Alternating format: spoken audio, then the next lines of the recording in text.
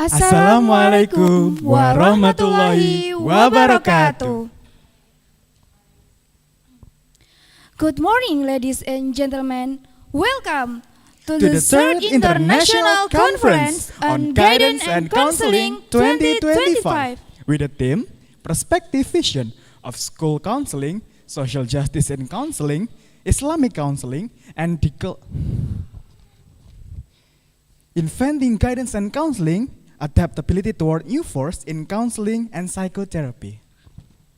All praises to Allah, the Lord of the world, the Master and the Creator of everything in the universe, the Destroyer of oppressor and the hope of the oppressor, for enabling us to meet together in this wonderful event. Peace and salutation be open to the noble prophet of Islam, Muhammad sallallahu alaihi wasallam, and his household, his companions, and his faithful followers who strive in Allah religion Islam. It's being a great honor for me, Arya Surya Fatana, and me, Naswa Korita Syahrudi, to be standing here and welcome all of you in this wonderful event. So, ladies and gentlemen, over the next few times, this meeting will give you many opportunities to discuss, share knowledge and insight. But before we start this event, we would like to express our sincere thanks to Your Excellency, the Dean of Faculty of Education, Professor Dr. Nur Salim MSc. Your Excellency, the Deputy Dean of Faculty of Education, Professor Dr. Budi Purwoko, SPD, MPD. Your Excellency, the Head of Undergraduate Program of Guidance and Counseling, Dr. F.I. Winingsih, SPD, MPD. Your Excellency, the Head of Master Program of Guidance and Counseling, Dr. Elizabeth Christiana, SPD, MPD. Your Excellency, the Head of Doctoral Program of Guidance and Counseling, Professor Dr. Najlatun Nakiyah, SPD. And Your Excellency, the Chief of the Third International Conference on Guidance and Counseling 2025, Mr. Muhammad Afifuddin Ghazali, SPD, MCOUNS, GR. And not to forget honorable mention to the third speaker from University of Malaysia, Professor Datuk Dr. Muhammad Tajuddin Ninggal, and honorable the fourth speaker from University of Edinburgh, Jacqueline Karen Sera Unduraga, PhD. Respectable to all the lecturers of guidance and counseling and all the entire academic community, and unforgettable participant whom I love. Dear participant, as from the love of the motherland and being proud to be the State University of Surabaya, let's start our extraordinary event by singing the song Indonesia Raya, University of Surabaya, and March of Faculty of Education. Dear audience, please prepare yourself.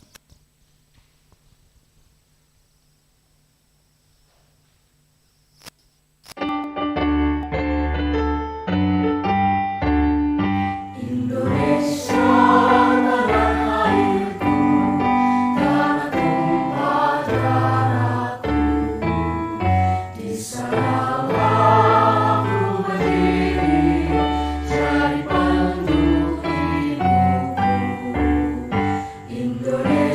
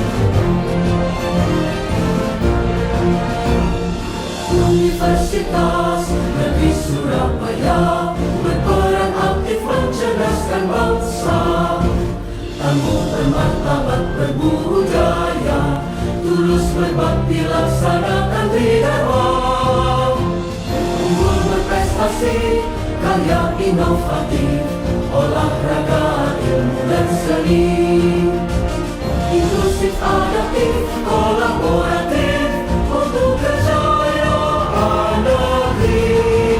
Dalam teman, kamu raih cita-citamu, berani jujur dan teguh, jaga persatuan keluarga, teguhkan jiwamu, untuk Unesa satu langkah di depan.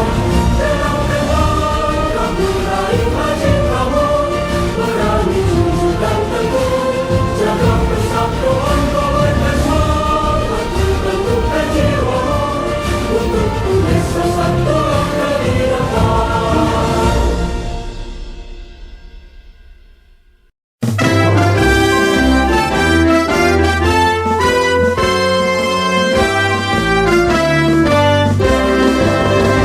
Fakultas Ilmu Pendidikan Universitas Negeri Surabaya mengembangkan ilmu pendidikan, didik putra bangsa, mencetak insan yang cerdas dan kompetitif, berakhlak mulia profesional, paham teknologi, demi masa depan generasi Indonesia, menggapai cita-cita gemilang, tujuan kami.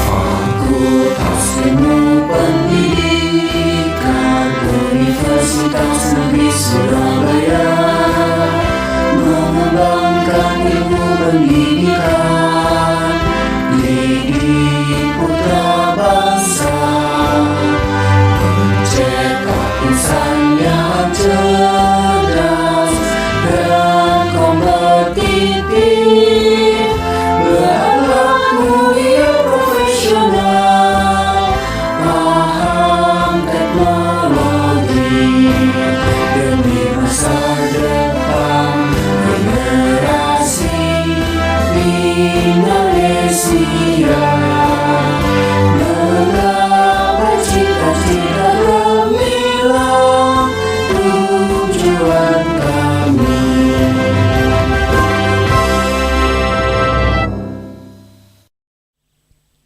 Okay, thank you very much, everyone. And the next agenda is seminar and sharing session with the third speaker that will be guided by our great moderator, Mr. Restu Dwi Arianto SPD MPD. But before that, I would like to give a little introduction about our moderator. Mr. Restu Dwi Arianto SPD MPD, born in Kediri on the 5th of December in 1988. He is a lecturer at Surabaya State University, and in the last 5 years, he has taught 18 courses, has published 73 scientific articles in journals, and has written 2 books. He has obtained 6 intellectual property rights. Now that's done. The golden place is yours, Mr. Restu. Thank you, Arya.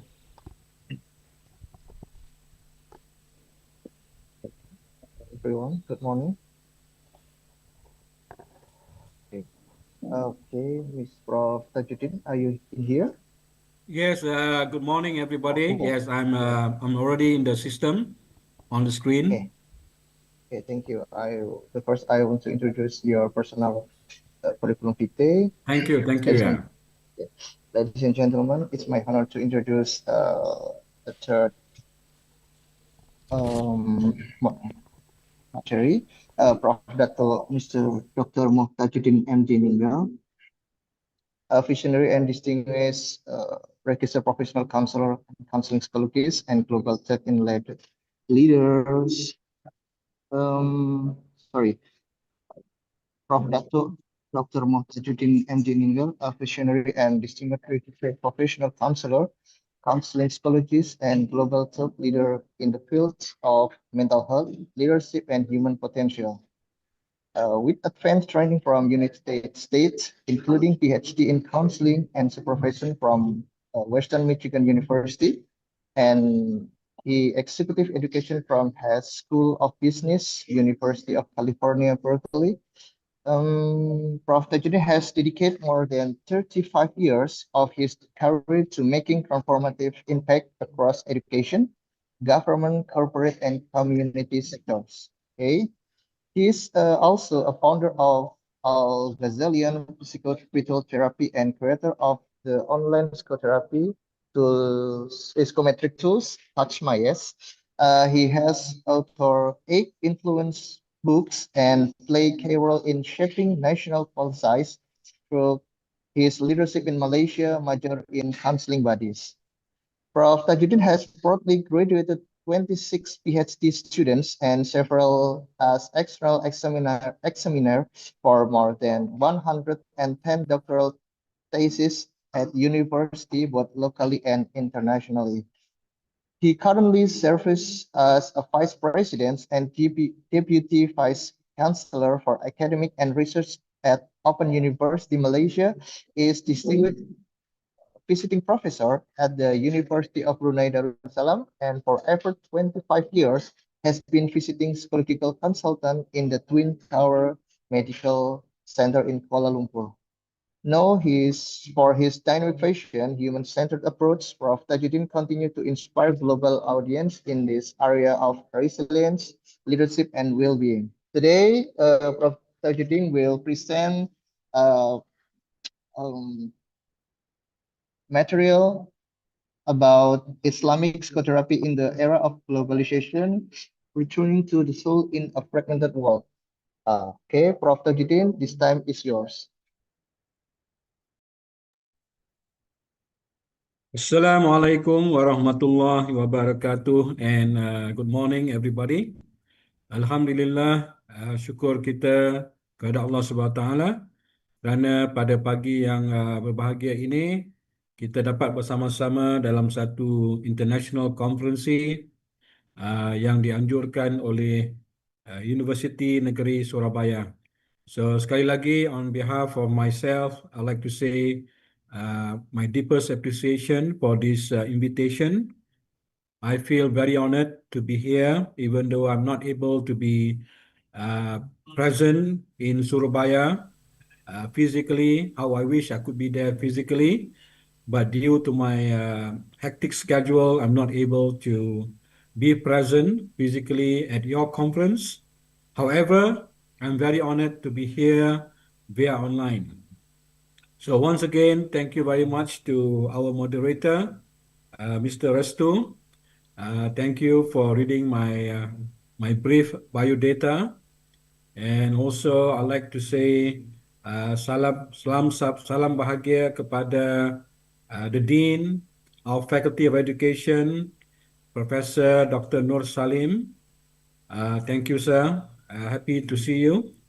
And also to all the esteemed members of the Faculty of Education, University of Surabaya, and also not to forget all the participants in this distinguished conference. I'm going to present, the spirit of my presentation is sharing. I'd like to share some ideas, some knowledge that I have in terms of the future forward of counseling, not only in Asia, but I think the movement of counseling globally. So, am I supposed to share my slide, or the slide going to be controlled on your side? Mr. Restu, so you want me to have my own slide, or you are going to control the slide from your side? Recording in progress. Macam mana you mahu saya yang Recording share the slide? stopped. Or you are going to share the slide for me?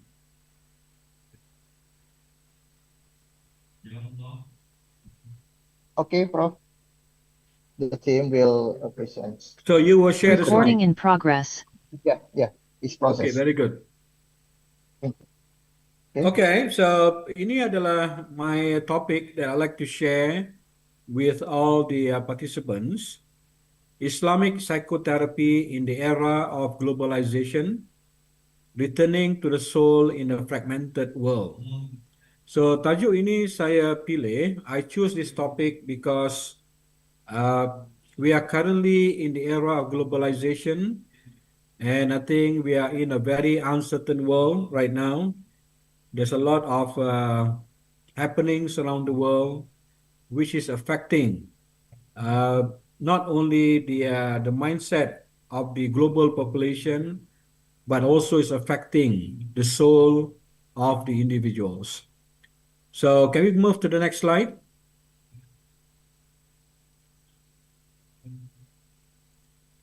So let me begin with the era of the World Counseling. So if we look at the era of the World Counseling, so on a span of more than 100 years, so the era of counseling began with, of course, psychoanalysis. If you look down, began with Sigmund Freud in the year of 1800, 1856 until 1939. So that was the era of psychoanalysis. And then from the era of psychoanalysis, we moved to another era, which is called the era of behavioral. So we have the behavioral psychology. So that was in the 60s. And then we move to another era, which is era of cognitive psychology. So we have all this RET, REBT, cognitive psychotherapy, and so on. So we move to the era of 70s. And then in the era of 2000, we move to another interesting era where, all the practitioners all over the world, they are talking about cross-cultural perspective. So we can see the movement of the era of psychology and also the era of counseling moving from different theme to another theme, from one era to another era. And now we are moving to the 21st century. So in the first 21st century, we are now talking about the movement of spiritual therapy. We are talking about religious therapy. We're talking about alternative therapy. We're talking about the mindfulness and so on. So it seems like, over the span of 100 years, we see the dynamism of the counseling field and also the dynamism of the psychology field has been moving from one era to another era. And now we are in the era of this globalization in the 21st century, where there is a very active development of the movement of psychology and counseling around the world. And now we see a lot of practitioners, a lot of professors, a lot of researchers. They are looking into new approach in the counseling field. So I just like to share with you. So as mentioned by the moderator, Mr. Restu. So yes, I did. When I came back from the United States, I came back to Malaysia. That was like more than 30 years ago. So I was talking to myself. I was talking to myself about what is the contribution of me coming back from the Western world, learning the Western psychology, coming back to Malaysia. What am I supposed to do? So I began to do a lot of research, and finally I came out with one approach, which is called the Al-Ghazalian approach. Itu Al-Ghazali psychotherapy, psychospiritual therapy, which I've developed and I've written 2 books on theory of counseling based on psychotherapy. All right, so we move to the next slide. So if we look at the world counseling theories, all right, so I'd like to share a bit about world counseling theories. So we see on the left side on that screen, you can see psychoanalysis, by a very renowned scholar, Sigmund Freud. And then we have uh, individual psychology by Alfred Adler. We have person-centered therapy, Carl Rogers. existential therapy, Gestalt therapy, rational emotive behavior therapy, Albert Ellis, cognitive therapy, reality therapy, feminist therapy, family system therapy, solution focused therapy, narrative therapy. So you can see a lot of world counseling theories. In fact, there are over than 500 different approaches to counseling. So these are the major theories that we are learning in our curriculum at the university level, in the counseling program. So these are the popular theories that we have been learning, throughout our degree program, our master's program, our doctoral program. So these are the popular and the well researched counseling theories that has been learned by all researchers around the world. All right, we move to the next slide. So what are the current challenges now? Okay, the current challenges. So I share three current challenges that is facing our practitioners, especially in the field of counseling and psychology. Number one, the number one challenge is we are now moving from the dependency of the Western therapies. That is a challenge now because we have been too dependent on Western therapies for so long. So I think if we recall back our training program, our training program at the university. So most of our theories that we learn are from the Western theories. And now looking back at our situation, especially in the Eastern world. So the question that we need to ask ourselves is that do we still need to be too dependent on the Western theories? Are there other theories that we can explore? Are there other theories that are relevant to the context of the Asian population? Are there any other theories that are relevant to the Indonesian context?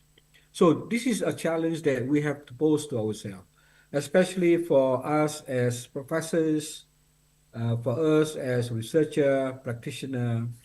So we believe that it is timely that we move away a bit from being too dependent on the Western psychology, too dependent on the Western therapy.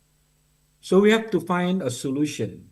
We have to find an approach that is suitable and relevant to the context of the psychology of the Indonesian people, to the context, to the psychology and the worldview of the Malaysian people. So these are the things that, this is where I began to develop the Al-Ghazalian psycho-spiritual therapy, which is much relevant to the philosophy, to the belief system of the Malaysian people, especially those who, the Muslim population. So again, this is another alternative that we have to balance up uh, the learning theories that we have learned from the West. So that's challenge number one. And challenge number two is to explore suitable alternative approaches to meet the demand of Eastern communities. So number one just now was to be moving away from the dependency of the Western therapy. All right, you know, we have been independent. For example, Malaysia has been independent for the past 65 years. So I think it's high time for us to move, to be moving from too dependent on the Western ideology. So we must have our own ideology that fits the spirit, the psychology, the values, the worldview of the Malaysian people, which I believe will be the same to the Indonesian perspective. Something that is relevant to the context of the Indonesian worldview. So again, the second challenge is to explore suitable alternatives to meet the demand of our population. And third challenge that I see happening in the world of the counseling era in the first and the 21st century is the competencies of counselors to integrate alternative spiritual and religious therapies in their in their counseling session. So, meaning to say, we need to first we need to acquire knowledge in this area, right? So that means moving from the Western therapy, so the Eastern therapies, they need to have additional knowledge. They need to acquire the knowledge, and not only acquire the knowledge, but they have the competency of using that approach in their therapy session. So, for example, we are using the spiritual approach, spiritual uh, theory, right? Spiritual perspective. So we must be able to use that spiritual perspective in the context of our therapeutic session with our client. Or you are using some kind of a religious perspective, being able to integrate the religious perspective in your therapy, and also some other alternative approach that to add value to whatever we are having right now. So meaning to say, we have learned maybe 4 or 5 major theories, Western theories. So high time for us to add our psychological tools to enhance ourselves, to equip ourselves to address the challenges of the diversity of our clients. So we have so many clients that maybe they need little different approach. Rather than using the Western approach, they might be needing some kind of approach which is more towards spirituality, more towards religiosity. So if a counselor is trained having all this alternative approach, then you are able to assist your client looking from that perspective. All right, so these are the 3 challenges that I like to share with all of you, that we need to do some kind of, some kind of thinking, right? Some kind of reflection.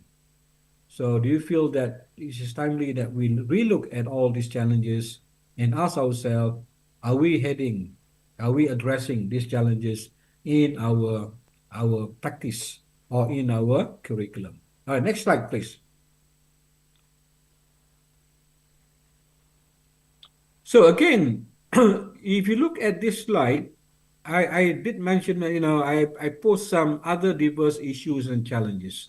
Why I said we need to move away from the dependency of the Western therapy, because it offers, there are many diverse issues and challenges that we face. Okay, for example, the Western-based theories, right? Of course, you can see the adaptability of the cultural values. So again, there's a different set of values between the Western psychotherapy and the Eastern psychotherapy. So, the mindset of the Western therapy on certain issues, certain, certain prognosis, certain approach will be a bit different than the Eastern perspective. So again, you can see a different value system, right? And then in terms of the language barrier. So sometimes, we see the Western perspective, the way they approach in terms of their language might be a bit some handicap to the Eastern perspective. And then we can also see what else? You can see also the Western-based counseling in terms of cultural sensitivity. All right, so some issues that is happening in the Western might not be an issue in the Eastern world, right? So certain issues that we've been seeing in the Western world might not be an issue in the Eastern world. So again, so these are the different perspective, right? That might lead to misperception. When we have used the approach of the Western therapy towards the Eastern client, there might be a mismatch. Sometimes there might be a conflict of values between how the Western theories see the world and how the Eastern theory see the world, and how the worldview of the Asian context and also the worldview of the Western context. So again, these are some of the diverse issues and challenges that we are facing currently in the practice of counseling. All right, next slide. So I just like to share a bit about some basic values in counseling. What's the difference between Western versus Islamic perspective, right? Because Indonesia and Malaysia, I think we are dominantly Islamic state, right? Islamic country. Dominantly we have Muslim clients. So again, we can see, how there might be some conflict in values when we use the Western perspective versus the Islamic perspective. For example, I think number one on the left side. So in the Western perspective, it's more about self-fulfilling, self-fulfilling prophecy. So when they go into therapy, they see a therapist. It's more about knowing about themselves, knowing about how they feel, knowing about what they want to do in their life, knowing about the direction of their life, uh, how they see themselves. It's more about self-fulfilling, right? Something that I feel good about myself. However, in the Islamic context, it's not about a free will of self-fulfilling. It's more toward writer's benevolence. Whatever that you choose in your life, is it on the right path in a Muslim perspective? So you need to be parallel with the values, with the worldview, with the belief system of the Islamic perspective. So again, you can see that there's a big conflict between the therapeutic session using the Western perspective versus the Islamic perspective, right? Where in the Islamic perspective, there's no so-called as freedom, freedom of choice, that I want to be living as someone, for example, I want to be uh, living as someone gay, for example, right? Is something that fulfill myself as a person, as an individual. However, in the Muslim perspective, you are not allowed to do so because you have to go back to the writer's benevolence. You are not allowed to be so free self-expression about who you want to be in your life, right? So again, that leads to the proper path of moral conduct because in the Muslim perspective, there's a tying it with the moral perspective, moral conduct of the individual. So you see this is happening now in the Western country, and I can see that movements is moving in the Eastern world right now, where people are coming out of the closet, right? Last, I think like 40, 50 years ago, if you are gay, if you are, even you are lesbian, you don't reveal yourself.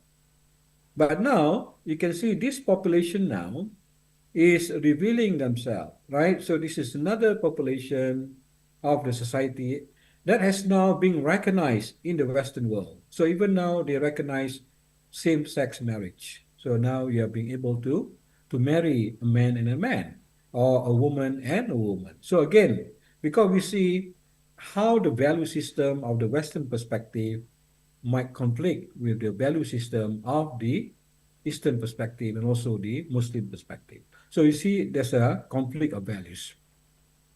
And if you look down, the freedom versus bounded freedom. And of course, in the Muslim perspective, there's no so-called freedom, like so free. You can do whatever you like. Where in the Muslim perspective, there's a bounded freedom. There is a limitation of freedom that you can act. So again, it goes back to the fundamental of the Muslim perspective. And then we go back to on the right side, materialistic versus holistic outlook. So again, in the Western perspective, how they see successful person, for example, based on materialistics. So if you have a lot of money, you got high paying jobs, you got super fast cars, it's more about material. You got big houses, you got castles. Wow. So from the Western perspective, that's how they value success in life. They value that a successful person is someone that has a lot of money, someone who is very powerful, someone who has a good job. Those are the perspective of the Western world when they see someone successful in life. Where in the Muslim perspective, we have a different connotation of how you see a person, a successful person. It's not being based on the context of materialistic, but it's more on the holistic. It's not so much about money. It's about how your moral conduct. It's about your knowledge. It's about your contribution to the society. It's about your belief. So again, we see there's a different context how we view successful person in the Western context versus the Muslim context. And finally, we see the guilt rationalization versus repentance. So in the Western context, when they commit sin, they just confess. They do a lot of confession. But in the Muslim context, you go to repentance, you go to the taubat. You bertaubat that you're not going to repeat your sin again, right? Your misbehavior and so on. So again, we see there's a different context when we go for therapy. Those who go for the therapy in the Western perspective versus the Eastern perspective, again, the spirit of the therapy is a bit different. So, for example, if you go to the Western therapy, they do not really discuss about religion. It's very secular. It's very liberal, right? It's about who you are as a person in the liberal world. However, in the context of the Muslim perspective, religion is part and parcel, is a way of life. You cannot separate religion from your way of life. So when you are in therapy, sometimes there's issues of religion that needs to be discussed, that's being raised by the client with the therapist. So you cannot say that, oh, I'm not going to discuss about religion because in therapy, in our counseling session, we do not discuss about religion. Where the fact, in reality, in a Muslim perspective, religion is part of you, is part of your belief system. So why must you separate religion in your therapeutic intervention? So again, this is where I see the limitation between the Western perspective versus the Islamic approach or the spiritual approach. All right. So again, I see some of the conflict of values when we use the Western versus the Eastern perspective. Next slide, please. So what does it mean to truly heal today? So that brings me to here and now, the reality. So in an age of therapy, apps and digital distractions, right? So now we are living in the world of digital world, right? Because there's one interesting book that you can read, right? There's one book written by an Australian writer. I think it was like 15 years ago. The title of the book is called Grown Up Digital, right? So that book was written about 15, 20 years ago. So this writer wrote about that we are now moving to a world, there's another world now, physical world versus virtual world. So we have a population of about close to 7 billion population in the world right now, almost 7 billion.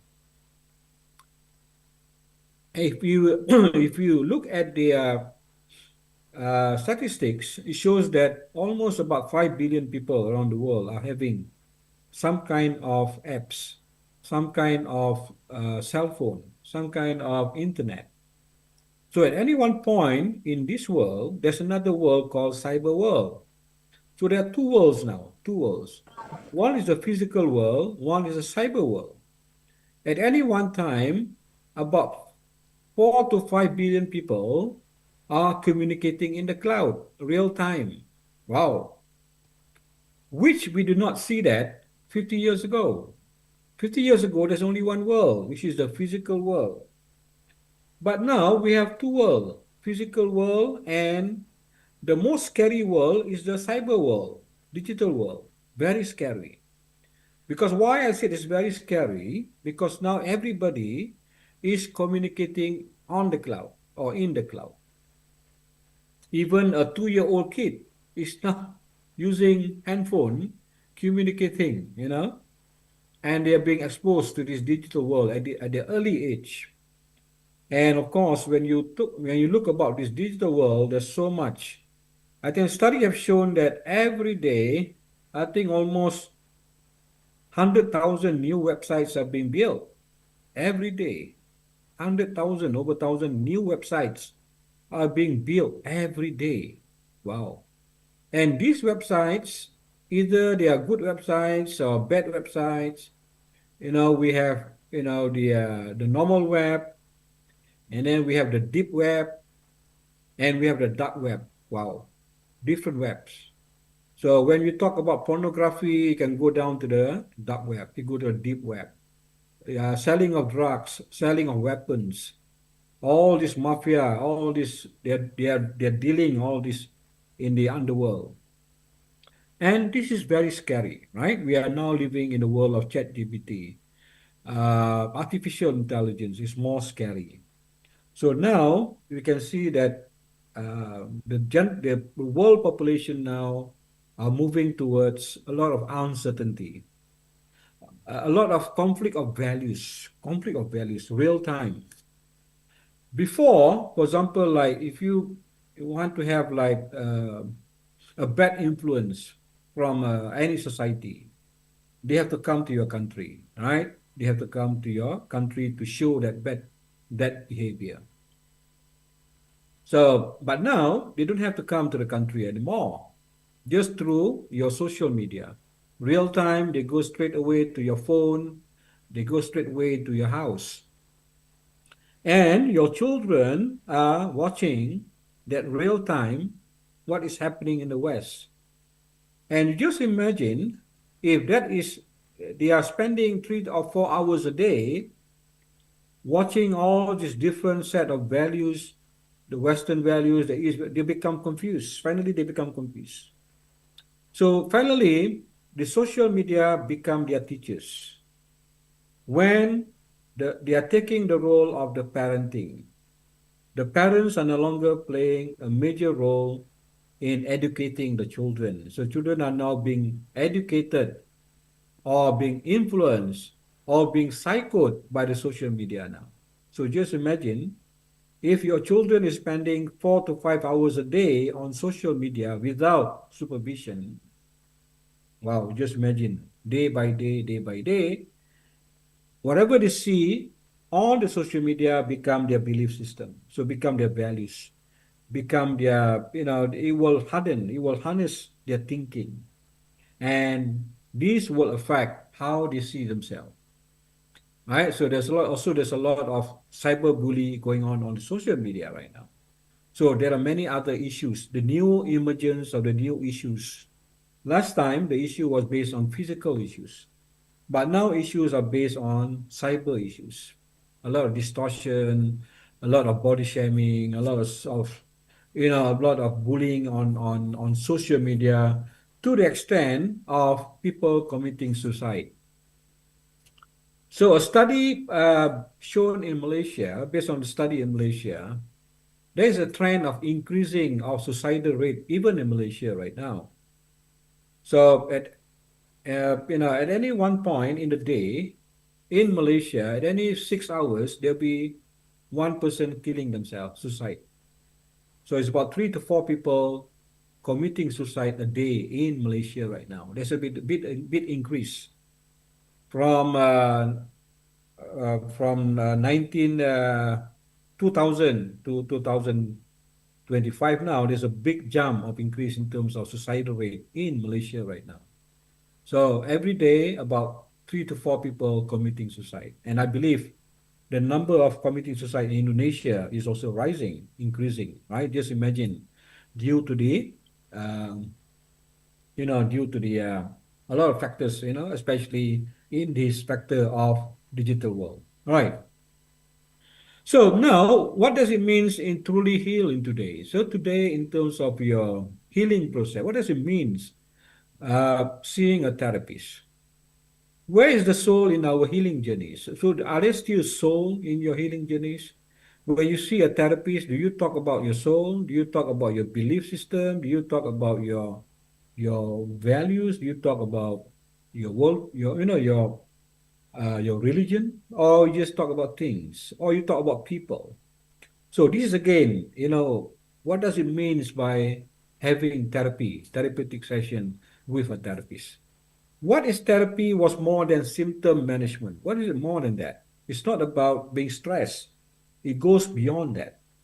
It might goes to, the issues of lack of spiritual values, the issues of, uncertainty about your life, the issues about God, the issues about your belief. So again, these are the things that transpire rather than a symptom is more deeper than that. So these are the issues that needs to be addressed in the therapy session so that you see what are the cause, the fundamental cause of that individual, rather than looking at the symptom base, looking at the stress level, looking at the behavior patterns, looking at the thought pattern, but you have to go deeper. So this is when you go deeper, you need a therapist that is, well-versed, that is solid in terms of knowledge, that is very, they're able to address those issues in their therapeutic session. Okay, next slide. So in this globalized world, connected but spiritually lost, we are connected actually. We are like now. So I'm connected to you, right? Virtually, I'm connected to you. But spiritually, we are lost. And so we are not there spiritually. We are there in terms of connection. So that happens even to the family members, right? Family members, now they are living in one home, the father, the mother, and maybe 5 kids living in one home. They are there physically, but the question is, are they connected spiritually? When everybody is so busy with their handphones, they do not communicate anymore, they're using the apps, they're using the phone. So they are there physically, but they're not emotionally, they're not connected. So you see there's a paradigm shift 50 years ago where the parents will talk to the kid, face to face, physically, the touching is there, the talking is there. But now we are living in a globalized world, where they live under the same roof, but they are not connected emotionally. They are not connected even spiritually. So it's more like, so one day we might lose our children spiritually. Emotionally, we might lose them. Because even though they are there, but emotionally they are far away from us. Because we do not communicate anymore with them using the conventional approach, using the traditional approach, where you sit on a table, eating together, talking to one another. But now you can see a trend. Even though they are sitting for dinner, everybody is busy with their phone. They are eating, but they are in their own world. Everybody on their own. Even the parent, the father, the mother also very busy with their phone. So again, you see there's a loss of physical connection, emotional connection, the real connection between. So that means we are now globally, in the global world, we are connected in the internet, but spiritually we are lost. So you see now, I think there's another interesting book by one Harvard professor, Harry Lewis, that wrote a book on excellence without a soul. So he wrote a book. He's a dean of business school in Harvard University. So he wrote a book on how the university now are providing knowledge, but without soul. There's no soul in the knowledge. They're just giving knowledge to the students, but there's no soul in the knowledge. So this is again a big issue now in our universities. Are we producing an intellectual person, or we are producing a learned person. So again, there's a difference between a learned graduate versus an intellectual graduate. So according to this professor, Harry Lewis, he said, because he graduated from Harvard, he said, I graduated from Harvard. And now I see most of my classmates, they end up in jail. They are smart people, but they went to jail. They are being caught because of money laundering, embezzlement, cheating there, cheating here. Because they're smart, but they don't have the soul. So he said most of my classmates are now in jail because they are doing a lot of wrongdoings. See, they're doing a lot of embezzlement in the organization, a lot of money looting, and so on. So again, he said we need to address back the fundamental of the university. Are we actually producing learned graduates? Are we actually producing educated graduates versus intellectual graduates? Are we putting the soul in the education, or are we missing the soul? Are we so busy producing graduates to meet the demand of the industry, right? We need more engineers, yeah, okay, produce engineers. We need accountant, you use accountant. But do we produce an accountant which is strong in values, strong in spiritual soul? So those are the things that's becoming an issue in terms of the role of the university when we produce our graduates, right? So again, we can see the rise of mental illness worldwide. So in fact, under the World Health Organization, they are talking about mental health illness is, I think, number one or number two top problems around the world right now. A lot of people having mental illness. And not only among the population, but among the leaders. So you can see, there are many leaders of the country, of the nations now having some kind of mental illness in terms of how they see the world. See, they see the world from a very negative perspective. They're coming a very toxic mindset, very narcissistic.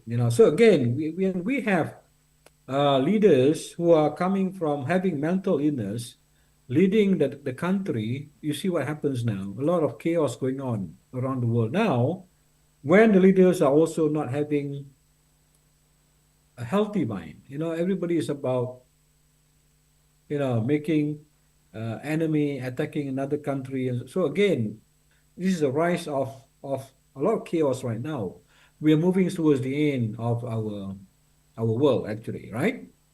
So fragmentation of identity and meaning. So you see a lot of people lost their identity in the internet. A lot of people lost their identity in the internet right now. You see?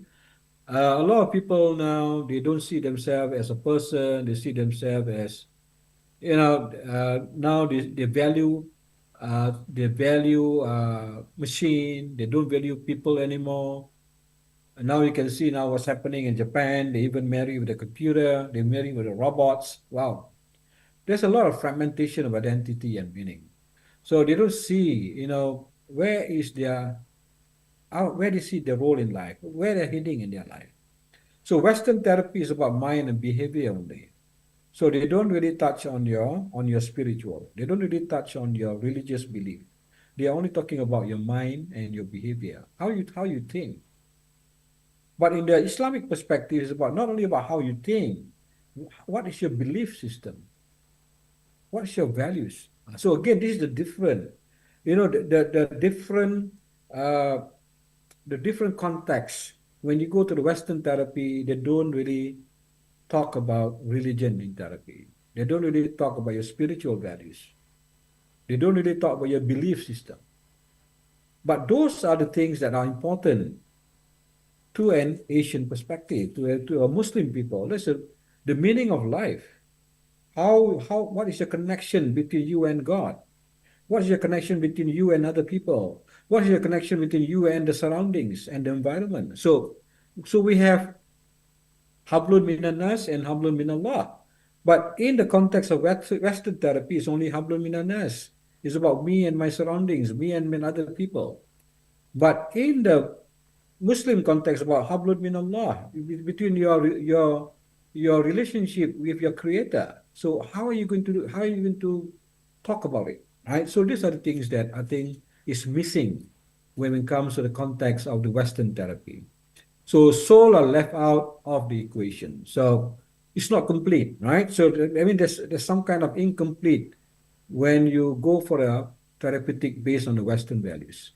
So what happens when you remove God from healing? So in the process of healing, in the healing process, you lost the sense of God. Tidak ada lagi tahap kepercayaan pada Tuhan, is no longer there. So what does it mean for an individual when God is no longer as part of your life? So again, you see, you cannot separate that as a Muslim individual. That is very close to you. That means you are part and parcel of the whole system. So again, we see we are connected, but spiritually we are lost in that therapeutic session. Okay, next slide, please.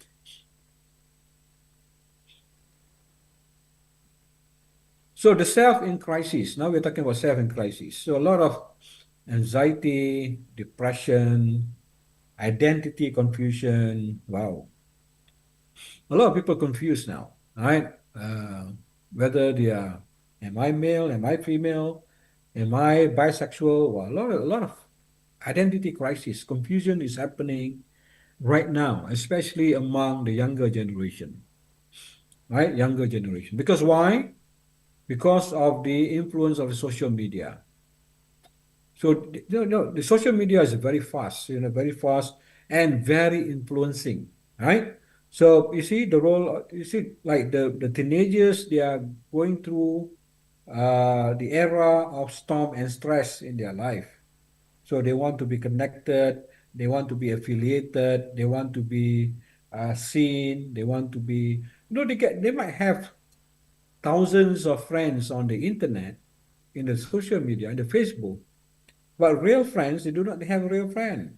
I do not have a real friend, but I have 1 million virtual friends, but I do not know whether they are real, but they are my virtual friends. I got 1 million friends virtually, but in the real context, I don't have anybody. I don't have a close friend, even a close friend physically. You see a lot of depression, and again, when someone do not like your Facebook, you feel depressed, you feel sad, you want to be liked, you post so that people like you and so on. So if people do not like you, you feel depressed, you feel sad, you feel angry, and sometimes people belittle you on the internet, people bully you, cyberbully, they will create more depression, wow, more stress to you.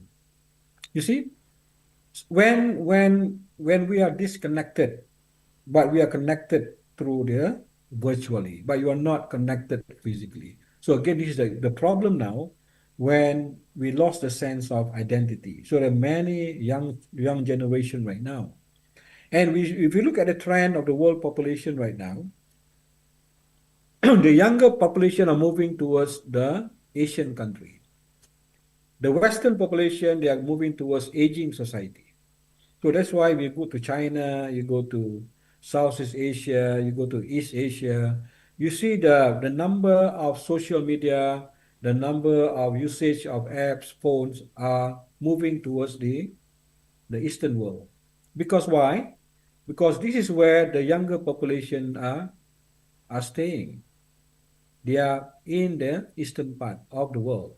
In the Western world, they are moving towards gerontology. They're moving towards aging society. So there are not many young people in the West anymore. The young people are now moving towards the Eastern world, the China, Southeast Asia. So all the young people are there, Japan and so on. So of course, when the young people are there, of course, the underworld, all this, they call it cybercrime. They will focus more on the Eastern world. That's why you see a lot of drugs going on, a lot of pornography going on, because on the Eastern world, because this is where the population are having saturated now in the Eastern world. And of course, when you have many young people in the Eastern world, of course, there'll be many psychological issues happening also in the Eastern world. So again, the self in crisis when there's a disconnection from God, Tawhid, right? Your hubungan, your relationship with God, forgotten purpose and distorted fitrah. You forgot why you've been born in this world. What is the purpose of you? Apa peranan you di atas muka bumi ini? So you tend to forget about that. So then you lose your sight, you lose your compass, right? So they forgot Allah. There's a quote, right? But in the Quran, right? Ayat 59. Ayat 19, They forgot Allah, so He made them forget themselves. So once you move away from God, so God will shove you away from Him. Then we are no longer, having a closer engagement with God. So again, when you're far away from your religion, you're far away from your spiritual, so you tend to be losing, and then you're lost in the world, right?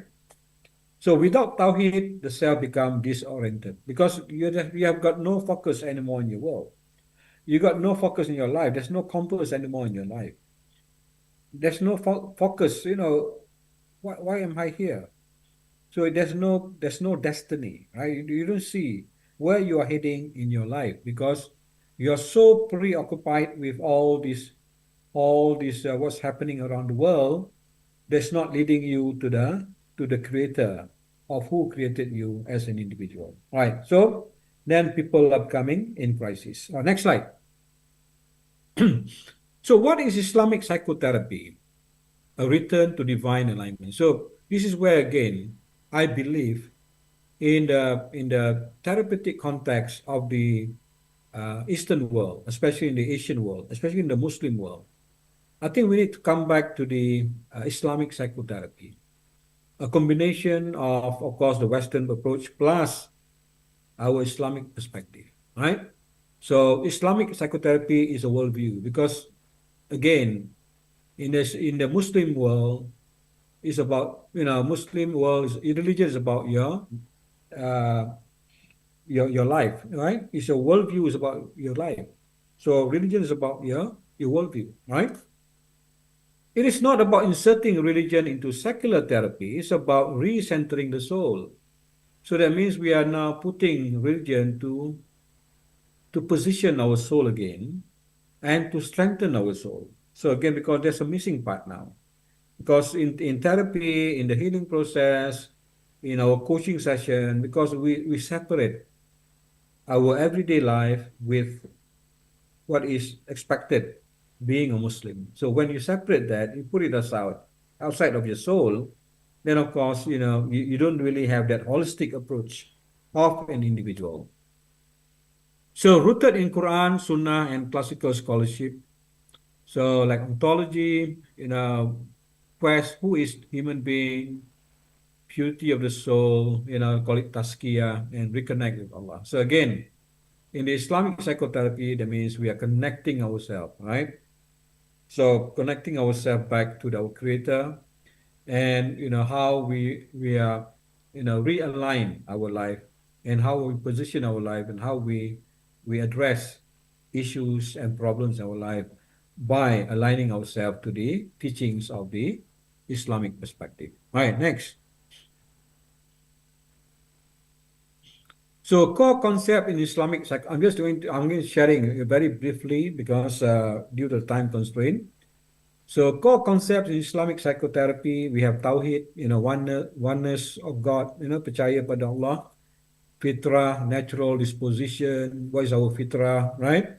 Our nafs, right? Understanding our nafs, our nafsu, our level of nafsu, and its level. And of course, Sigmund Freud talk about ego and superego. Al-Ghazali talk about, all the different nafsu, amara, mu'atminah, and so on. Yeah. So you can see the difference between Sigmund Freud and what Al-Ghazali mentioned in terms of nafsu. And then tazkiyah, al-nafs, purification of the soul, insan, spiritual excellence. What does it mean by spiritual excellence in the context of Muslim perspective? Versus insan in the context of Western perspective. Of course, they're different between how you see yourself and an insan from the Muslim perspective versus how you see yourself from the Western perspective. So then there might be some differences, and there might be conflicting view of how Western world see about an insan versus how the Muslims see you as an insan. So finally, I think as a Muslim, of course, we want to align ourselves with our religious belief. We want to align ourselves with the values that are being proposed to us by the religious perspective. Then only you will lead a life that is moving towards the path of the right path towards your destiny. Right? Okay. Next. So Western versus Islamic models, a comparative framework. Okay. This is not about rejecting Western methods. I don't say that we reject Western methods altogether, but reintegrating the soul. So we see in the Western perspective, of course, there are many good techniques in the Western perspective, very good techniques. I don't deny that. Very good techniques, techniques of RET, techniques of, behavior therapy, very good techniques. But what is missing is the soul, right? So integrating the techniques with the soul. So again, this is not about rejecting the Western therapy totally, but it's how about to integrate, the Western perspective plus our spiritual perspective, our religious perspective. Then we integrate that because according to Imam Al-Ghazali,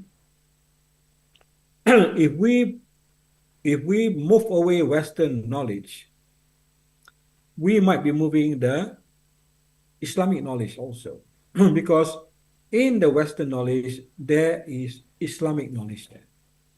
So he said we cannot totally throw out Western knowledge because in the Western knowledge, there are some knowledge that comes from the Islamic perspective, Islamic knowledge. So we cannot totally rule out Western knowledge. So we talk about the renaissance of the Muslim knowledge, right? During the kebangkitan zaman kegemilangan Muslim scholars, Al-Ghazali, Al-Kindi, Al-Murabi, all these things, right? So they are the scholars that created a lot of inventions that finally, and then they faded and then came to the Western Renaissance. So they might be learning from the Muslim scholars, from Al-Jabar and something.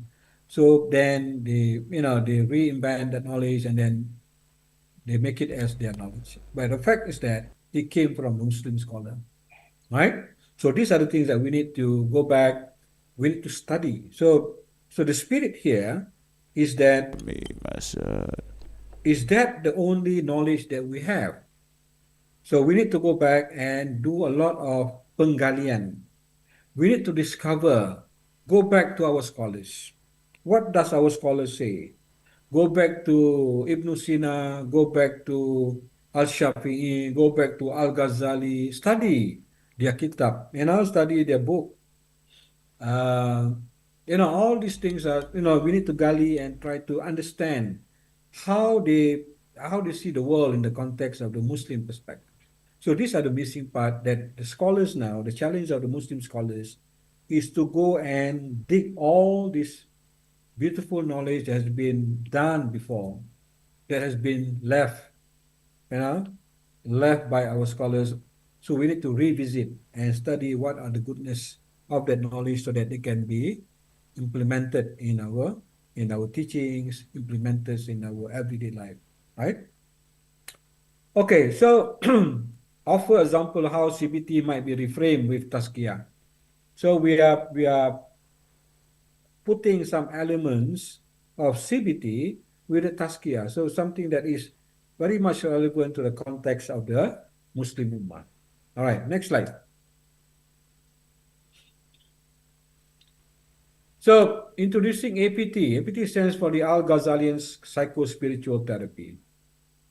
So like I mentioned earlier, so this is my little contribution to the field of counseling in Malaysia. So, I I read a lot of this Al-Ghazalian book, Ihya Ulumuddin, and so many other kitabs. So finally, Al-Ghazali have talked about, he talks about the concept of akal, the concept of nafs, the concept of hati, the concept of your soul. All this came from the teachings of, where does it all comes? So if we look at the teaching of Al-Ghazali, where does all this knowledge came from? So the knowledge came from Al-Quran and Sunnah. So it comes from the knowledge that he got is coming directly from Al-Quran and Sunnah. So those are the ones that he rewrite and put it in perspective. He talks about personality. He talks about um, healing. He talks about the soul. He talks about problems in life. He talks about how we want to approach, how he talks about healing, what kind of ayat, and so on. So again, we see, when we look back at the source, okay, for example, we do research, when we do thesis, we write, articles, scientific journals, we always go back to the source. Where is your reference? So in the Western world, their reference might be somebody from the scientist, that scholar, and that scholar. But from the Islamic perspective, from Al-Ghazali and psychospiritual therapy, where is your source? The source came directly from Al-Quran and Sunnah. So when the source came directly from Al-Quran and Sunnah, mana mungkin kita silap? We will never go wrong, right? We will never go wrong if your reference is Al-Quran and Sunnah. And we put that in perspective as part of our healing process. Wow, that's so beautiful. Where in the Western theory, the theory came from their worldview. For example, Freudian theory. If we do a critiquing of Freudian theory, even Freudian theory has been critiqued by many of his students and also other scholars. Critique about his theory. Because his theory on psychoanalysis was based during his era, his world, during his worldview, right, in the 18th century. He came up with that theory of psychoanalysis. But that theory, where is the reference of that theory? Only came from his worldview, from his surroundings, from his sufferings, right? If we study the kehidupan Sigmund Freud, from his clients, right? So he came up with that hypothesis. So theory is basically an hypothesis. Satu andaian is an assumption. And the assumption might be wrong. So again, we see the Western theories versus the Islamic psychospiritual theory, Al-Ghazali theory. If you do the comparison, psychoanalysis is based on his own assumption during his era. Might not be relevant anymore in this era because it's been so many, more than 100 years already. So whatever he sees in that era might not be relevant anymore. But we are coming from, our perspective is coming from directly from the revelation of Al-Quran and Sunnah, directly from God. So that is our MasyaAllah, that is our reference. If that is your reference, mana mungkin dia silap reference kalau your rujukan adalah Al-Quran dan hadis. Wow. Cuma Al-Ghazali dia merupakan mujaddid. Dia merupakan the Islamic scholar yang hebat pada zaman dia sampai sekarang ini, menghasilkan kitab-kitab, beribu kitab, hadis-hadis dan sebagainya. Yang kalau kita nak bandingkan, we do a comparison between Al-Ghazali and Sigmund Freud, wow, dia ibarat langit dan bumi in terms of the knowledge of Al-Ghazali versus Sigmund Freud. So this is where again, cabaran kita sebagai Islamic scholars is to challenge ourselves, do further readings, right? We need to explore what has been mentioned by Al-Ghazali, by Al-Shafi, even by our Prophet, Nabi Muhammad SAW himself, he's the best, I would say the best scholar, the best psychologist. So he really laid out all the fundamentals of how to behave, how to lead your life as a good individual, as a Muslim individual. So why are we moving away from that framework that has been set out as our way of life? So why are we moving out away from that? So again, we have to come back. Come back, we have to realign, we have to position ourselves so that whatever we do in the therapeutic intervention is actually helping our clients to go back on foot, go back to the divine, go back to the destiny that we're heading. So it goes the same to the therapist, goes the same to the counselor, goes the same to the psychologist. So we have to challenge ourselves, hey, it is high time for me to get back to the Muslim perspective, study the fundamentals, be strong, so that I can, the stronger you are in terms of your fundamental, the better I am to help my client. So the spirit is bantu diri untuk bantu orang lain. So the scholar must bantu diri you to get more knowledge so that you can bantu orang lain. Right? Otherwise, when you have lack of knowledge, lack of fundamental, how are we supposed to help our clients? When we ourselves are struggling, looking for meaning in life, when you yourself are straying away from Allah subhanahu wa ta'ala, and you're also doing some soul searching yourself as a therapist, how are we expecting to help other people when we ourselves are struggling with our soul? So again, this is where I think we need to come back. We need to start strengthening our spiritual soul and knowledge. So integrate Al-Ghazali teaching with modern therapy, right? Because to me, it's still relevant, still dynamic, it's still evergreen, right? It's not a trend that comes and go. It is real. So that means the teachings of Al-Ghazali that came straight away from Al-Quran and Hadith is very serene, sepanjang zaman, very relevant towards the world, the end of world, in fact. Structured around soul development, practical, spiritual, and psychological. So dia dah susun. Al-Ghazali dah susun. So this Al-Ghazali, if I'd like to share a bit, started with my first PhD student. It was, I still remember, in 1998, my first PhD student. She said, Prof, I like to investigate about more on the Islamic perspective. I said, okay. I said, of all the Spanish scholars, which one that you want to go to investigate? I like to go with Al-Ghazali. Okay, let's study about Al-Ghazali. So she did a PhD in this Al-Ghazali spiritual therapy, where we finally wrote a book together on this, based on this thesis. It was way back in 1998. Until one day, when we are about to publish the book, right? She finished the PhD and wanting to publish the book. I think one week before, I think 1 or 2 weeks before the book is being published, she called me. She said, Prof, she was actually a lecturer at my university at that time, University Technology Malaysia. Was in Johor Bahru, right? So he said, Prof, I would like to, I've done this study on Al-Ghazali, so many years. I come to a stage where I feel the sweetness of the knowledge. Masya Allah. Kemanisan ilmu. Prof, I feel the sweetness of the knowledge. Ada sampai tahap, I rasa manisnya ilmu itu. Wow, I feel like, wow, it's goosebump. I said, wow.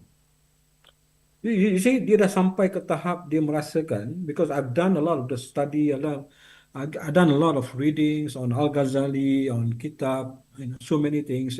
She traveled even to Iran, because Al-Ghazali came from Tucson in Iran, a place in Iran. Al-Ghazali came from Iran, a place called Tus. So and then he went to Baitul Maqdis. So she traveled around the Arab world to get more information about Al-Ghazali. until she came back and she said, Prof, I come to the stage where I think I want to quit becoming a lecturer. Why you want to quit? I want to be, I want to impart my knowledge. I want to do a lot of sharing. I got so much knowledge now, but I think it's not, I don't want to keep to myself, right? I don't want this knowledge to become the last person to get this knowledge and it stay with me. I don't think I'm doing justice to knowledge. I want to share my knowledge. I want to write book. I want to, do a seminar. I want to talk to people. I want to talk to my students. And I want to quit my job as a lecturer. I want to be a freelance, a freelance, talking to, different seminars and so on. I said, okay, that's good. And she said, the one that really makes me have a goosebump is that saya dah sampai tahap I rasa kemanisan ilmu. And then it was like about 2 weeks before the book was published. And then after that, 2 weeks later, I got a news that she passed away. Dia meninggal dunia. Wow, you see? Then I dedicated, that in the book, before she passed away, and then the book has not been published yet or about to publish. I dedicated to her, for the book. So just imagine, 3 perkara yang tidak akan putus. Doa anak yang saleh, amal sedekah jariah, ilmu yang bermanfaat. Masya Allah. Wow, I think she's now in heaven. Ilmu akan mengalir. Whoever reads her book, reads, the knowledge, wow, mengalir seperti air terjun yang mengalir. Masya Allah. So these are again, this is this is where we are heading in our life. We want to position ourselves so that whatever we do in this life is we are actually investing to our afterlife. So this is where we are heading. That is the goal. The ultimate goal of being an individual is to be given the opportunity to be in heaven. So that is the ultimate goal of a Muslim ummah, right? Rather than your goal is dunyawi, it's only finished in this world. No, we are moving towards the other world. So how are you positioning yourself to be ready for that world? So again, that's a little sharing about how we came up with that, the book called Al-Gazali Psycho-Spiritual Therapy. All right, next slide, please. So briefly, 5 stages of the APT stands for Al-Gazali Psycho-Spiritual Therapy. So you see, I'm adding new approach in the counseling context. So for example, like we have as a therapist, let's say we got 3 tools, 3 approaches. Now I have another one new approach, 1 new tools. So like a mechanic, so you have new skills, new knowledge. So you equip yourself with new things so that you can do a better job in terms of your profession. So this is where I think we as psychologists, as therapists, or even as students, we need to equip ourselves with extra knowledge, get more tools. Kalau hari ini kalau saya buka restoran, if I open a restaurant, today I got 5 menu. So next week I got another menu, 6 menu. So you're adding a lot of menu in your restaurant. So it goes the same to you. So I'm adding new approach, new skills, new techniques in my psychotherapeutic intervention. So again, you are equipping your knowledge, yeah? So 5 stages of APT framework is, of course, self-awareness, murakabah. So you talk about self-awareness, self-assessment, do a lot of self-assessment, a lot of self-reflection, and then self-purification, self-empowerment, and then self-transcendence. So again, if you look from that 5 stages of Al-Ghazali, so we are helping the individual to move forward to all these stages. Finally, you go to the self-transcendence. Like Maslow, we talk about self-actualization, but in the Al-Ghazali context, we talk about self-transcendence. Finally, you are giving your soul and self to you berserah kepada Allah SWT. So you reach the highest level of your purification of your soul. Okay, next slide.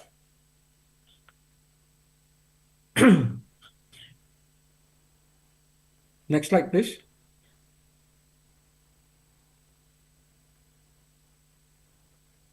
Okay, so again, this is a little bit of explanation. So you can have my slides. I think I think the secretary can share my slide with the participants. You like to, do some reading.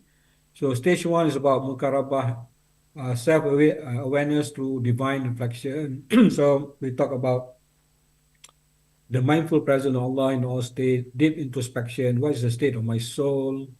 Build emotional regulation through spiritual. So you are always realigning. You are doing a lot of purification of your soul, right? You do a lot of cleaning of your soul, right? Finally, you want to become a better person. Next. So you go to stage 2. Can you move to the stage 2? The slide, please. Yeah. And then we go to muhasabah, self-assessment as a daily practice. So a lot of journaling, reflection, structured questioning, inspired by Al-Gazali method of nightly soul review, build accountability and self-awareness. So there's a lot of techniques in this stage 2, yeah, by Al-Ghazali. So I go very briefly, right, due to the time constraint. Right, next slide. Stage 3, tazkiyah, purifying the soul, how to remove your envy, rasa cemburu, anger, marah, pride, egoistic, and greed, tamak, haluba, dan sebagainya. So these are the things that really, these are the toxic in yourself, right? That makes you why you become stressful, why you become, you become envious, why you become greed, because all these things, right? We need to clean ourselves, replacing them with gratitude, humility, and compassion. Practical exercises, fasting, zikir, Quranic contemplation. So there are many ayat-ayat zikir yang kita boleh share dengan kita punya clients so that they practice that untuk mensucikan hatinya. Because finally Al-Ghazali talk about your qalbu, your hati. Where the Western talk about your mind, but Al-Ghazali talk about your hati. So from the hati that transcend to the whole body of yourself. So hatilah menjadi raja. So that's why kalau hati seseorang itu baik, seluruh anggota badannya akan baik. Kalau hatinya hitam, seluruh dia akan affect the whole, your mind, your body, your reaction, your behavior. But from the Western world, they talk about mind. RT, rational emotive therapy, they talk about your mind. It's not about your hati. In Islamic perspective, they talk about your hati. Sucikan your hati, bersihkan your hati. Then you will bersihkan your mind. Okay, next. Stage 4, tawakul, sabar, strength from submission. So tawakul, trusting God after sincere effort. So finally, you berserah pada Allah SWT. Sabar, patient through adversity. So orang yang sabar akhirnya akan menerima kemenangan. And they build resiliency and serenity. So finally, you want to go back kepada your pencipta dengan jiwa yang bersih, jiwa nurani yang suci dan sebagainya. Hati yang sejahtera. So finally, you go back dengan hati yang sejahtera. So like you go with the surah insan, finally you go back dengan hati yang sejahtera to your creator. So this is where we are bersihkan diri kita towards the journey of the world is sementara. So we are purifying our soul, heading to meet our creator dengan hati yang sejahtera. Sebagaimana kita dilahirkan, kita nak balik dalam hati yang sejahtera. So finally, apa yang ada dunia ini, all is sementara. They will not kekal. Yang kekal adalah di sana. So this is where we are heading. Okay, next. Stage 5, they go insan, self-transcendence. So worship Allah as if you see Him. So finally, it's like Allah is there. Elevate intention in all actions. Ultimate goal, closeness to God. So itulah sebenarnya kita punya goal, kita punya objektif yang utama dalam hidup kita ialah merapatkan hubungan kita dengan pencipta. That is our goal. Bukan merapatkan diri kita dengan pemimpin, dengan merapatkan diri dengan artis. That's not the goal. The goal is to merapatkan diri you dengan your creator. Ya, orang yang mencipta kita. Alright, next. So again, this is a bit case study, a journey of healing through APT. So young adult with anxiety. So kita apply murakabah, tazkiyah, tawakul. Result dia akan improve emotional stability and spiritual direction. So again, using the APT healing, orang yang ada anxiety, ada confusion, so kita apply murakabah, tazkiyah, tawakul approach. Finally, the result is to improve the emotional stability and spiritual direction. So they become very stronger, yeah, strong. Okay, next slide. So the future of Islamic psychotherapy, what's next? So persoalan dia pada para hadirin dalam conference kita pada pagi ini, soalan yang kita tanya, we ask ourselves, what's next? Future of Islamic psychotherapy. We have been talking about Islamic psychotherapy. Build more training programs and certification. So kita perlu perbanyakkan lagi program-program yang menjurus kepada Islamic perspective. Ya? Combine classical text with clinical research. So there must be a lot of research in that. So pelajar-pelajar sarjana, ya, pelajar-pelajar doctoral. So do your research on that. Right? Jangan buat research banyak yang dah banyak dilakukan. Western theory. Too many already. Move to to new approach, new findings. Combine classical text with clinical research on Islamic perspective. Global collaboration for Islamic mental health infrastructure. So you can always do. I'm very happy kalau ada yang berminat untuk buat joint collaboration with my university. I'm currently with Open University Malaysia. Kita ada program counselling di sini, doctoral degree dan sebagainya. Kita boleh buat joint publication, joint research. I'll be very happy to work together with all of you yang berminat untuk do joint collaboration. Even pelajar-pelajar PhD, you can always, get in touch, yeah? So the need for education, institution, and new thinkers. We need new thinkers. Pelajar-pelajar sarjana, dosen-dosen yang baru dapat PhD, we need new thinkers, right? New thinkers. The audience need to be part of the movement. So anda perlu menjadi part of the movement. Bukan sekadar mendengar, tapi kita menjadi catalyst. Kita akan panjang-panjangkan idea yang kita dapat, knowledge kita dapat dalam seminar ini, kita menjadi catalyst. Ya? Seperti sebiji benih ada 10 tangkai, 10 tangkai ada 70. Kita pecah-pecahkan dia. Ya? So we need to be there. We need to be the catalyst. We need to be the mover and the thinker, right? Because you are in the field of counseling, the field of education. You pendidik, right? Kita pendidik, researcher, penyelidik, do a lot of this finding. They'll be very interesting. Next slide. So a global opportunity for Muslim beyond. Islamic therapy is universal in wisdom, very universal, sesuai. Ada orang kata, boleh tak non-Muslim menggunakan pendekatan Islamic? Yes, I don't see any reason why.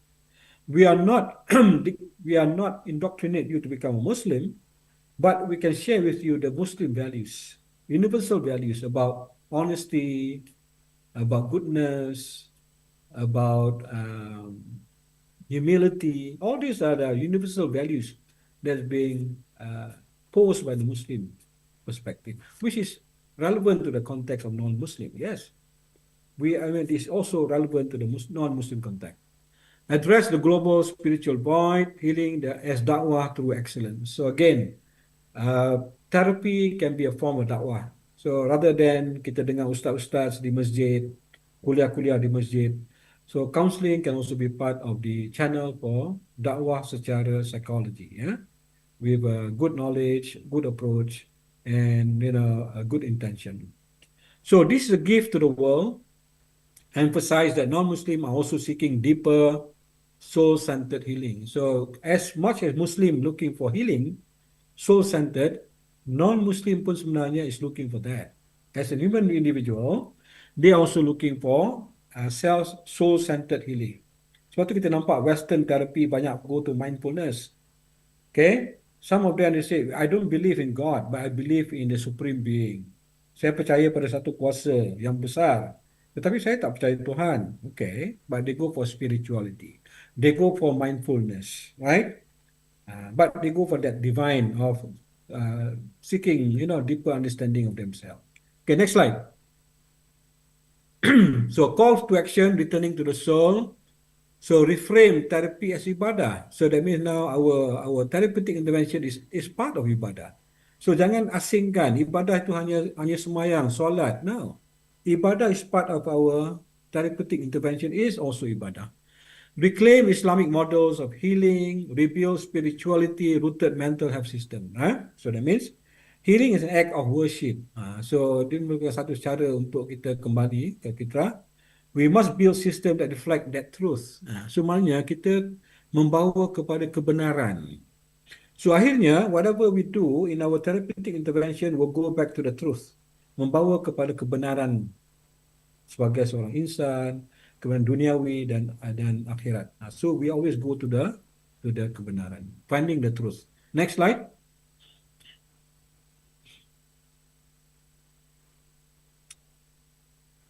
Okay. Conclusion. So akhirnya para hadirin, the corruption of the soul is more dangerous than the corruption of the body. So this is Al-Gazali. The corruption of the soul is more dangerous than the corruption of the body. So sakit-sakit body ni tak ada apa. Tapi the corruption of the soul. So once your soul is corrupted, itu timbulnya masalah-masalah duniawi. Ya, masalah-masalah pemimpin, masalah-masalah hasil daripada the soul. Ya, this is stated by Imam Al-Ghazali. Okay, next slide. So thank you very much. So I wish I can spend longer time in my presentation. Just to share, these are some of my books I've written. So that's my email. Bagi mereka yang would like to communicate with me, I'll be very happy to talk to you. Tajudin@oem.edu.my. If you feel that you want to connect, research, publication, other engagement, I'll be very happy to talk to you. So I think thank you very much. We can close the slide. Yeah, can we close the slide, please?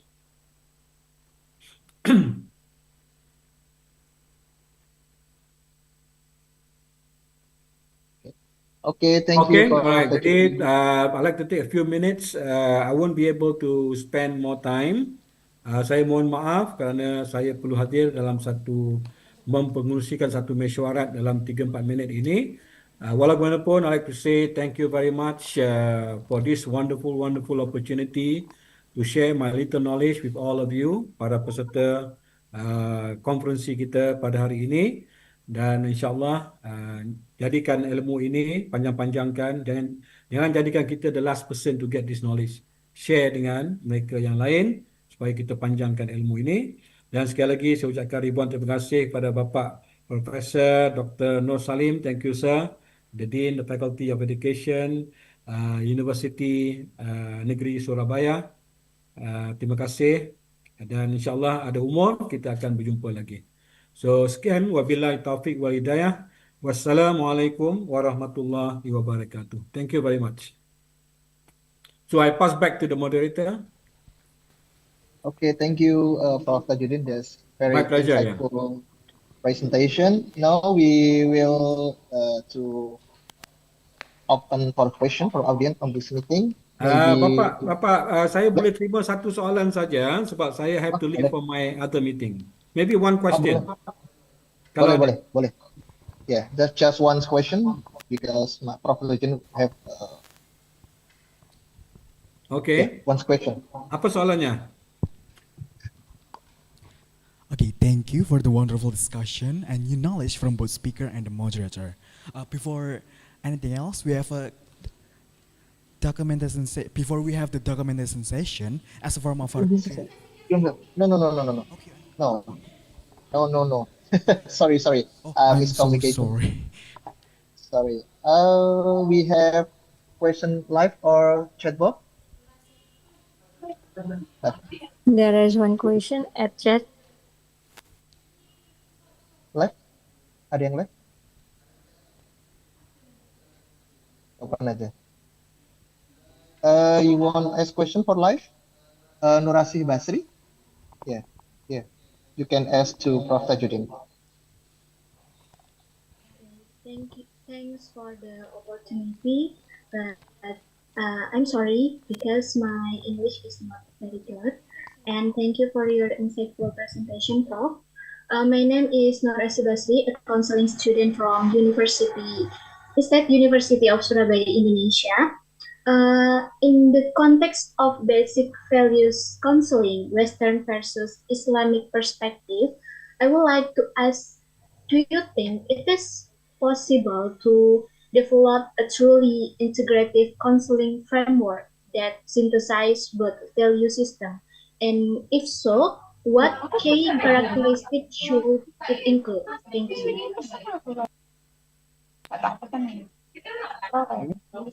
Boleh tak ulang? Saya tidak berapa dengar tadi. Maybe you can use bahasa Indonesia, bro. Boleh tak? Saya tidak kurang dengar. Voice dia tidak dengar sangat. Okay. Can repeat again your question. Can you repeat your question? My question, in the context of basic values counseling, Western versus Islamic perspective, I would like to ask, do you think it is possible to develop a truly integrative counseling framework that synthesizes both value systems? And if so, what key characteristics should it include? Thank you. All right, very good. Thank you very much for the very good question. Kalau saya dengar tadi, we are talking about integrative approach, right? Integrative approach. Dahulunya dikenali sebagai eclectic approach. Dulu dipanggil eclectic. Sekarang dipanggil integrative approach, ya. Maknanya kita integrate different theories dalam kita punya counseling session, ya, menggunakan kepelbagaian teori. Yes, itu juga merupakan salah satu cara yang bagus. Kita ambil different approaches mana yang sesuai to address our client. Ya. So, itu adalah satu pendekatan yang terkini. So, banyak yang menggunakan pendekatan integrative approach dalam dia punya counseling intervention. Cuma bagusnya lagi sekiranya kita memasukkan tadi elemen-elemen religiosity, pendekatan Islamic. Kalau bagusnya kita ada pendekatan Islamic yang melengkapkan, dia akan complement and supplement our intervention process. Tetapi kita harus berhati-hati sebab tidak semua klien ready untuk menerima Islamic perspective. Okay, right. So that means kita kena berhati-hati. Cuma bila dalam kita berbicara, katakan kita dalam counseling, dalam session counseling, tiba-tiba klien kita dia bercakap tentang mencari makna hidup. Tiba-tiba dia bercakap tentang konsep ketuhanan. Then only you will offer to your client. Mau enggak kalau kita berbicara dalam konteks Islamik? Then you minta izin, minta permission daripada your client. Mau tak kalau bapa kita bicara dalam konteks Islamic perspektif? Sina. So, cara kita menggunakan psychotherapy bukan tiba-tiba kita guna terus, tidak. Kita tidak force Islamic perspektif sehinggalah klien merasakan, yes, I need some kind of Islamic approach in therapy. Barulah kita masuk that Islamic perspektif. Kalau tidak, berlaku resistant. Kadang-kadang ada orang klien yang tidak selesa membicarakan konsep ketuhanan, konsep Islam. Walaupun dia orang Islam, tapi dia tidak bisa, dia tidak selesa. Sehinggalah timbul, dia mencari-cari, dia sendiri yang offer. Saya mencari-cari konsep ketuhanan. Mau enggak kalau kita bicara sedikit dalam konteks? Then you menggunakan pendekatan Al-Gazali dalam your approach. Otherwise, you tergantung. Otherwise, you tidak boleh bicara sebab you don't have that approach. You sendiri pun tidak mantap. You pun tidak tahu macam mana nak address. And then you kata, okay, saya akan rujuk bapa kepada ustaz untuk membicara. So then you dah pecah, you dah move away from the therapeutic intervention. Di mana pada ketika itu you have that wonderful opportunity to help your client at that moment. Boleh? Okay? Adakah penerangan saya itu jelas? Okay, Prof.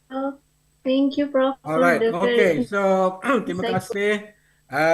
Bapak Moderator, saya minta maaf. I really have to go, Bapak Restu. Ya. Kerana saya perlu mempengerusikan satu mesyuarat yang lain.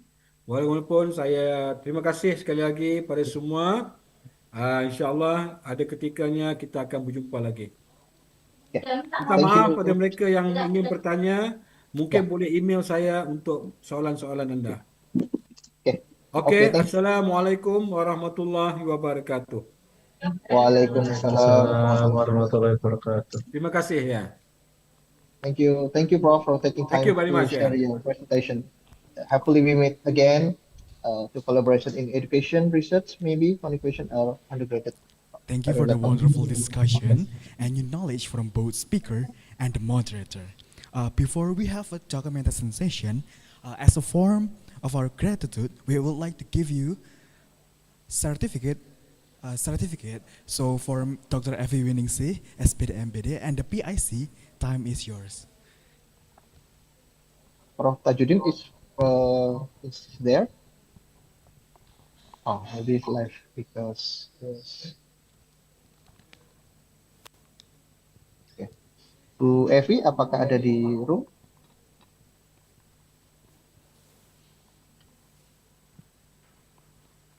Bu Evi?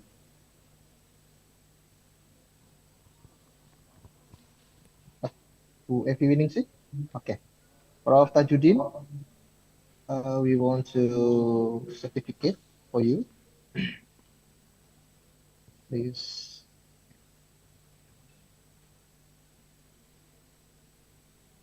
So much, Prof. Tajudin. Okey, terima kasih. Thank you very much ya. Thank you. This is a certificate for you. Thank you very much. Okay, thank you very much ya. Yeah. Dipin.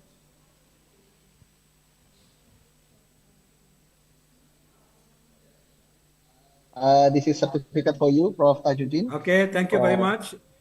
Yeah, Terima kasih thank you ya. for coming. Yeah, thank you for saying today. Okay, thank you sir. Ya.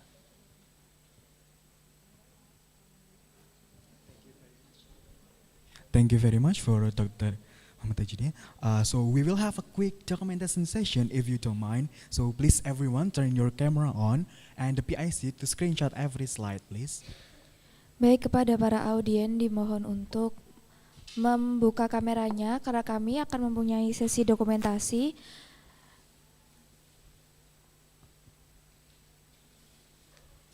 For the PIC, you may start.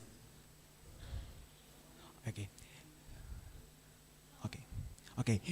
For the first slide, 1, 2, 3.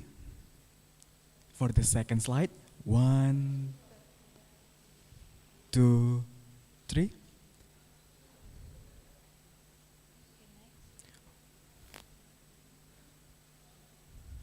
For the third slide, 1, 2, 3.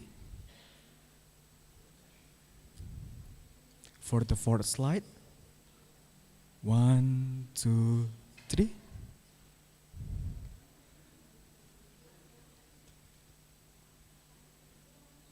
Is that all? Wait a minute, there's more.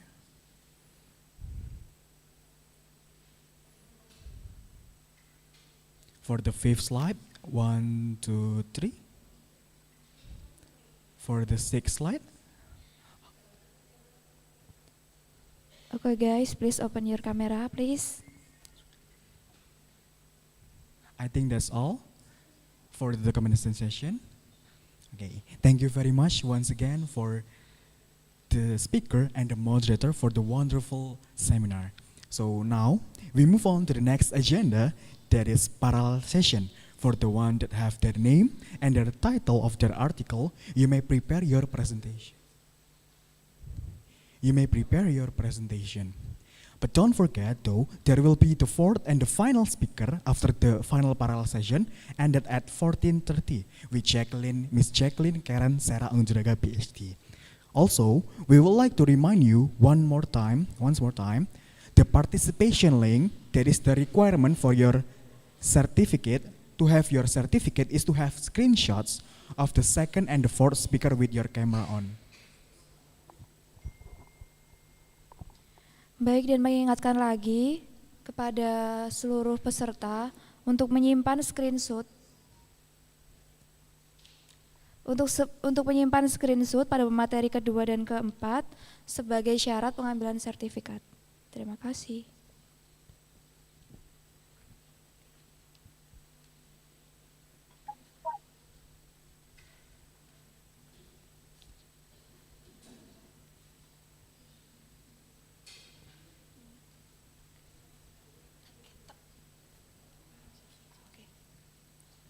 Dan untuk parallel session di sesi 3 akan dimulai pada pukul 10 waktu Indonesia bagian Barat. Terima kasih. We need to remind you one more, the third parallel session will be started at 10 o'clock. Please be prepared.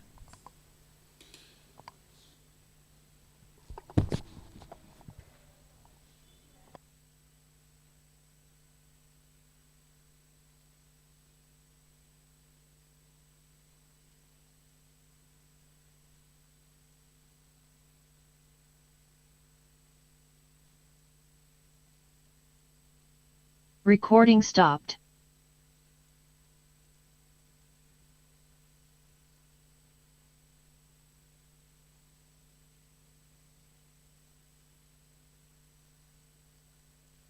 It's over.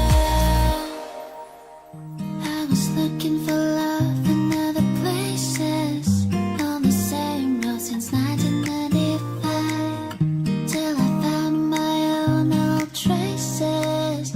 Gave up running to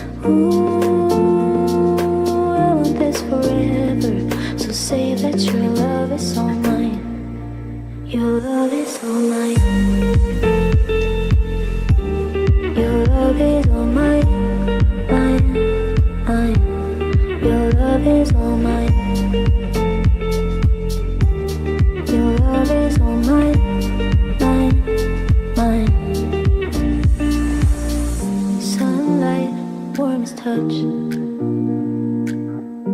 Wanna follow the horizon. Blue nights, sweet as love. It is all in perfect timing. 'Cause when we are together, you are everything I need. I want this forever. So say that your love is all mine. Your love is all mine. Your love is all mine, mine, mine. Your love is all mine. Your love is all mine, mine, mine. Your love is all mine.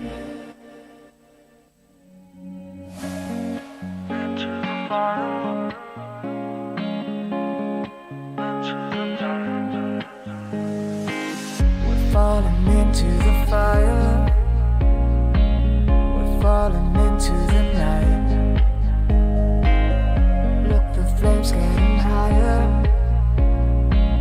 We're gonna shine in the light into the night.